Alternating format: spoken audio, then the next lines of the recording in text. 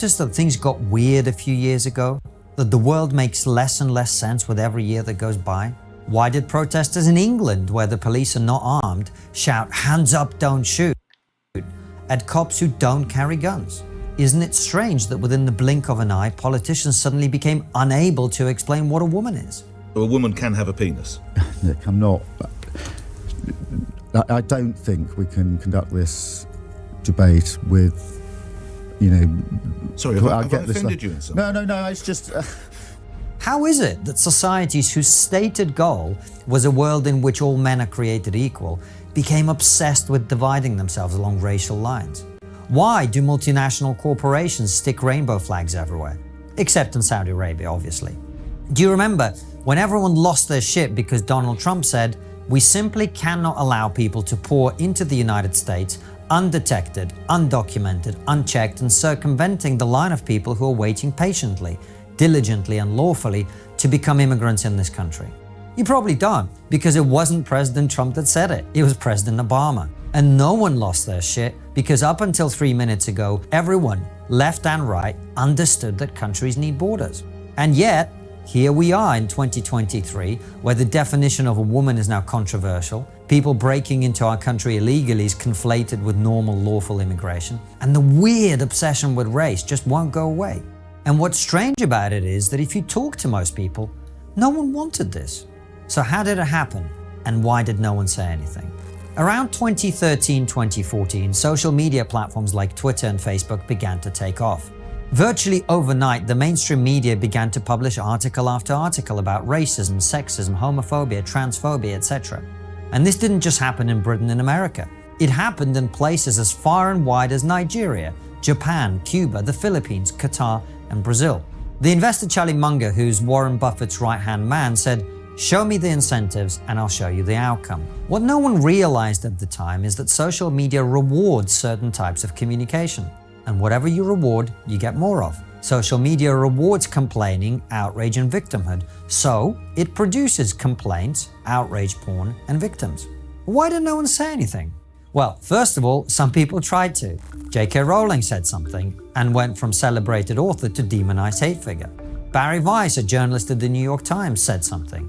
She's no longer at the New York Times. Clinical psychologist Jordan Peterson said something, and now they're trying to take his license to practice away. And despite their efforts, little changed as institution after institution succumbed to the craziness. That in itself is weird.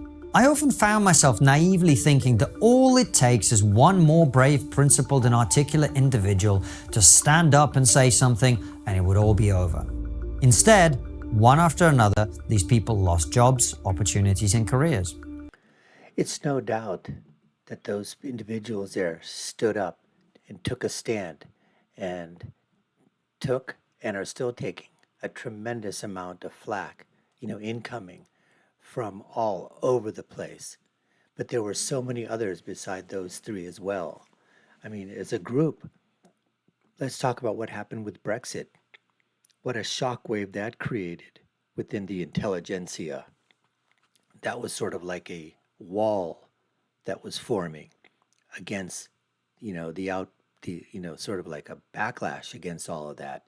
And maybe everybody thought, oh, things are going to change. It didn't, but it was at least a stop break, a temporary one. Then the election of Donald Trump comes around, another huge shock. So you could say another wall is forming against, wokeism, virtue signaling, leftism. It's coming up. But they don't go easily into the night, folks. They certainly don't. They rallied their forces, and all of a sudden, Black Lives Matter movement comes up. The thing with George Floyd, and that just obviously just tips the balance. Now it's back. The pendulum is swung in the other direction, towards the left. And then you have the rise, and even more, of transgenderism. The trans people, the trans crowd, the trans victimology. Climate change starts to percolate some more. And now it looks like it's, the battle lines have shifted.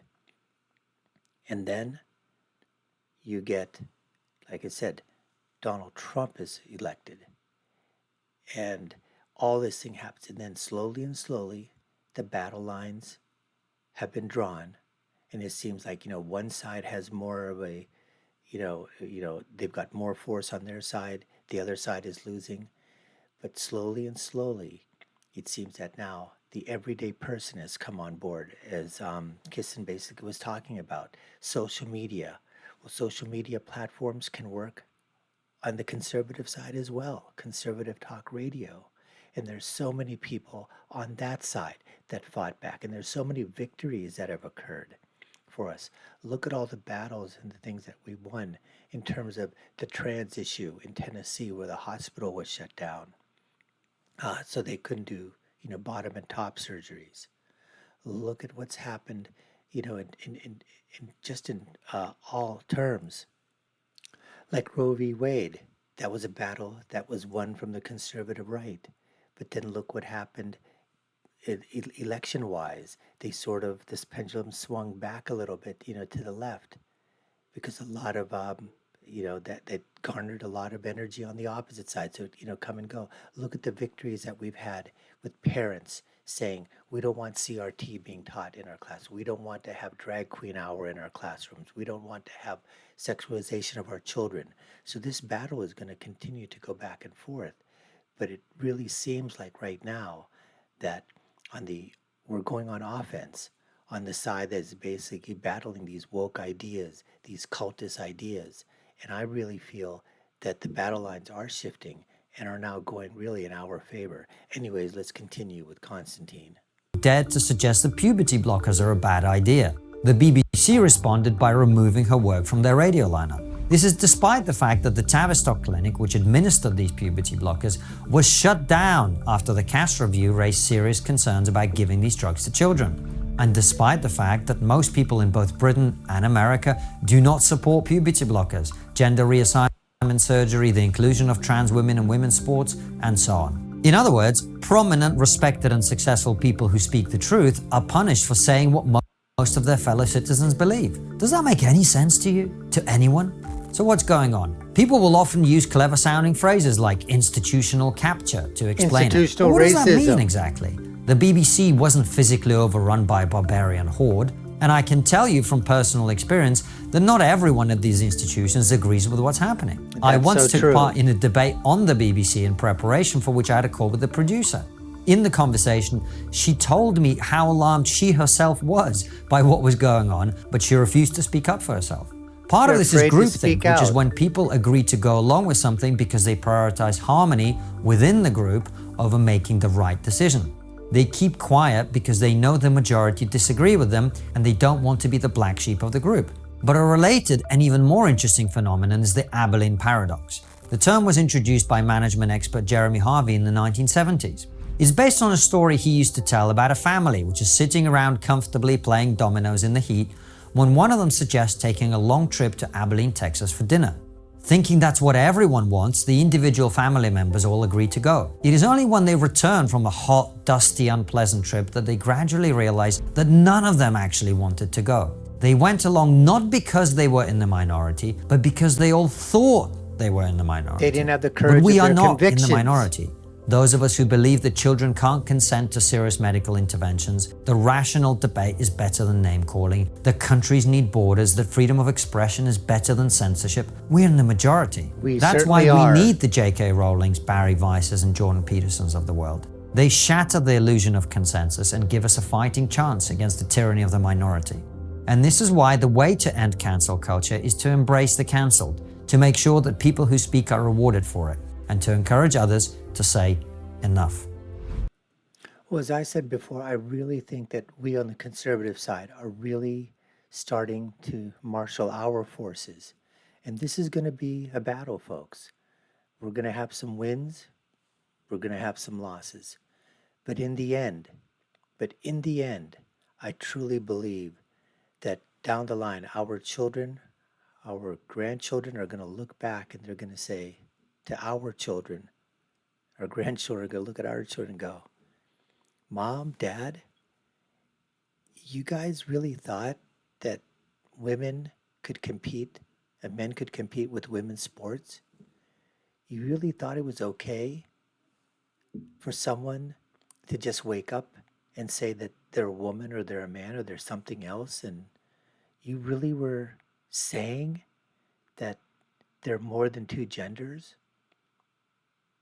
That you were actually saying, so this will be our grandchildren, our great grandchildren will be saying to our children as parents, what were you thinking, mom and dad?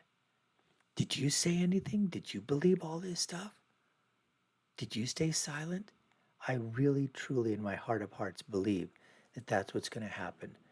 That when history is looked over of this period, people are going to go, what were they thinking? Anyways, folks, we appreciate you taking the time to watch. You've been watching the Dr. Nasser Shake Show. I've been your host. My name is Dr. Nasser. If you haven't done so already, we'd love for you to subscribe to the channel, like, share, and follow us. You all know what to do. Check that box below.